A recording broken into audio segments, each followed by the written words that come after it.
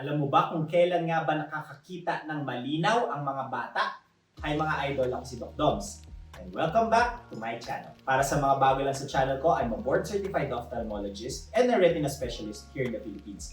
So if you want medical and eye contents, please don't forget to hit that subscribe button and turn on that notification bell for more videos like this. Oops!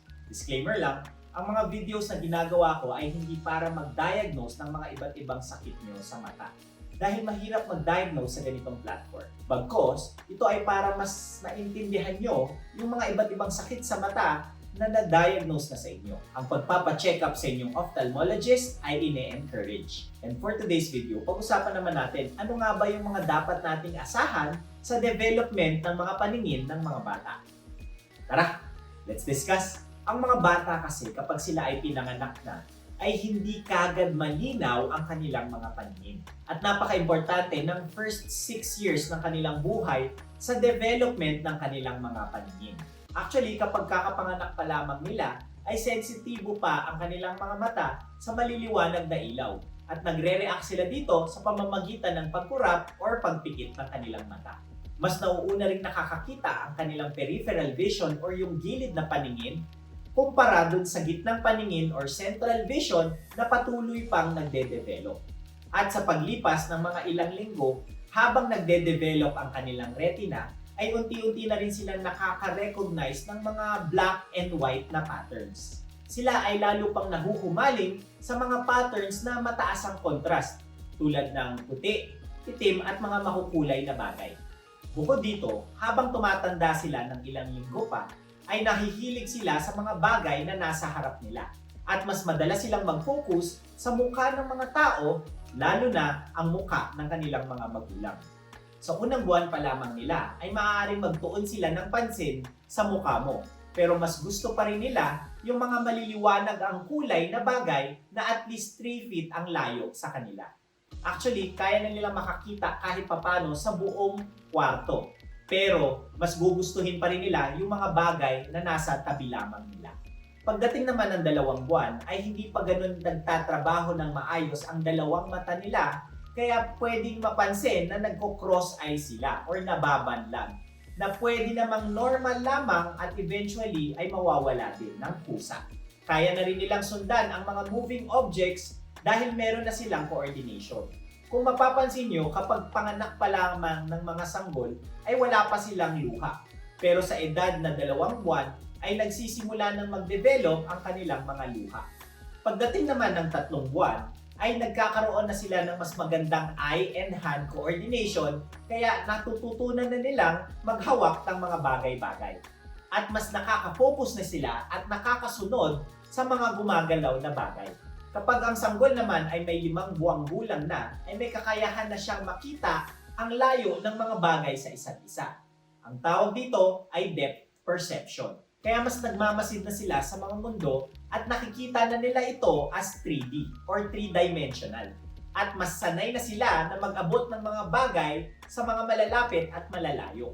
Meron na rin silang mabuting paningin sa mga kulay sa mga panahon ito. Pero hindi pa rin kasing ganda ng mga nakikita ng matatanda. Minsan mapapansin nyo na kaya na rin nilang tignan ang kanilang mga sarili sa salamin. At sa mga panahong ito ay kaya na nilang makilala ang kanilang mga magulang at ngumiti kahit nasa kabilang side sila ng kwarto.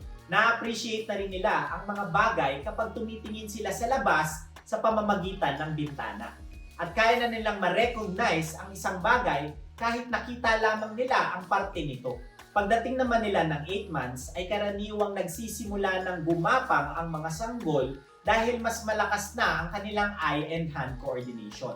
At pagdating ng 9 na buwan ay kaya na nilang masukat ang mga distansya ng mas maigi. Sa panahong ito ay kaya na nilang iangat ang kanilang mga sarili kapag sila ay tatayo. At ang kulay ng kanilang mga mata ay fully developed na, kaya ito na ang magiging permanenteng kulay ng kanilang mga mata. Pagdating naman ng 10 months ay mas magaling na siyang magsukat ng distansya at kaya na niyang humawak ng mga bagay sa kanyang daliri kahit gaano ito kalayo.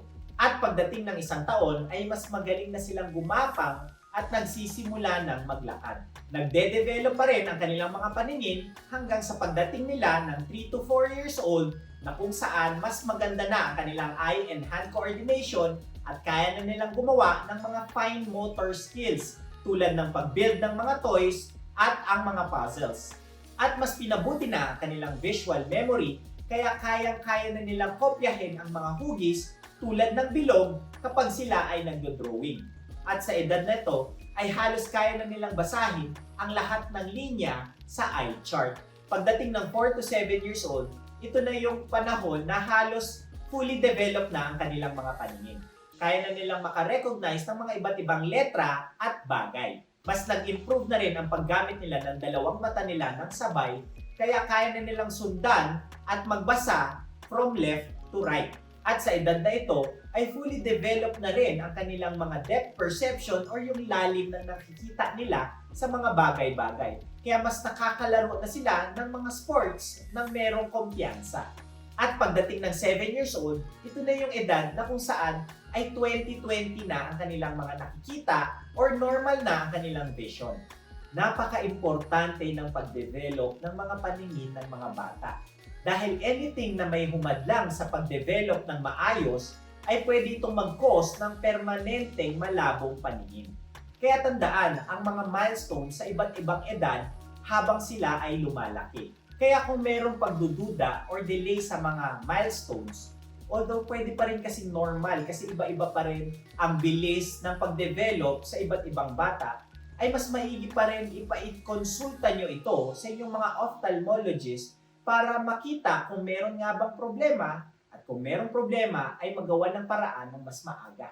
Lalo na kung meron kayong mga red flags na mapansin tulad ng madalas na pagkurap at pagkusot ng mata, paglapit ng mukha sa mga screens kapag sila ay nanonood, pagpaling ng ulo sa kanan o kaya sa kaliwa, pataas or pagilid, at pagsingkit ng mata kapag titingin sa malayo. Nagawan ko na rin ng videos ang mga iba pang pwedeng red flags na pwede niyong panoorin. Ang recommended na schedule para magpa-check sila kahit wala silang nararamdaman or wala kayong napapansin na kakaiba ay at least once a year para nababantayan at namomonitor ang pag-develop ng kanilang mga paningin. And that's it for today's video. Ngayon, alam mo na ang pag-develop ng paningin ng mga bata.